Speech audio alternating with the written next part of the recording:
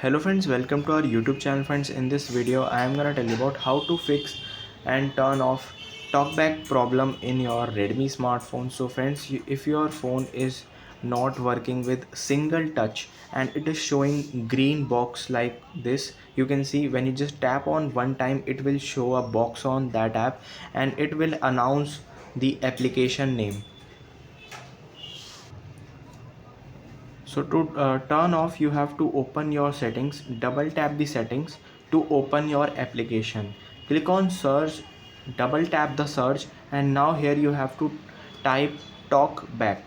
Now double tap the application name and here it will show you use talkback and it is enabled. So you have to turn it off. So by clicking on one time, double tap and click on stop, double tap it to turn it off.